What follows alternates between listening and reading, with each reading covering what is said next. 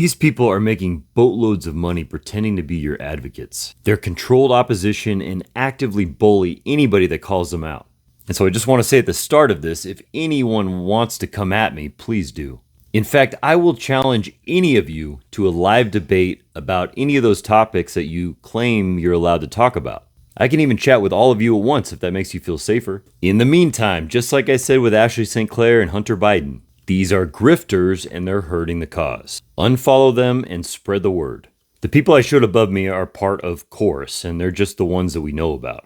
But considering they sync their talking points, you can pretty easily identify the others. As previously reported by Wired, Chorus is primarily funded by the 1630 Fund. And the 1630 Fund is at a base of a huge web of center-left dark money organizations. The donors we do know about are the big ones. Hans-Jörg Weiss, a Swiss billionaire, George Soros, Pierre Omidyar, I think you pronounce it, the founder of eBay, Mark Zuckerberg, Nick Hanauer, a Seattle venture capitalist, and Michael Bloomberg, one of AIPAC's best left-wing pals. Now, most of these are also just general big dollar donors for progressive interests and the Democratic Party. Weiss, for instance, who is not a U.S. citizen or even a permanent resident, used to run a medical device company called Synthesis. In 2009, Obama's DOJ oversaw a major investigation into this company. The company oversaw unauthorized and unapproved clinical trials for a bone cement product,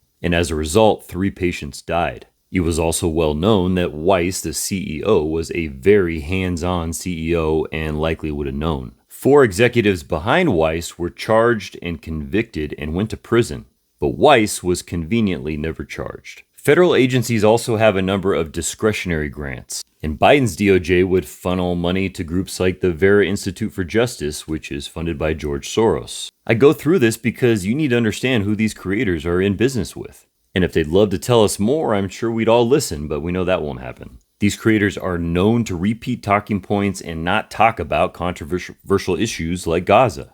Now, if you're listening and you're thinking, oh, this is just Tony's Republican side coming out again, you're just still caught in the party bubble. There is no good party, and Dems have got to stop acting holier than thou because I've seen it firsthand. I've literally worked on both sides and they both do the same shit. Yes, I generally vote for Dems because I align more on policy, but that doesn't mean my vote is making much of a difference. This lack of transparency and corruption only helps Republicans. You guys know who the good creators are generally. Use your gut. Brian Tyler Cohen is a used car salesman that knows nothing about politics, and yet he seems to get on every TV show. Like Captain America said in The Winter Soldier, it all goes. There's no saving any part of the swamp. Leave the Republican Party, leave the Democratic Party, and unfollow all of these grifters. And don't give me the I'm opposed to creators making money bullshit again. For you Chorus creators, I left politics because of people like you, so let's chat.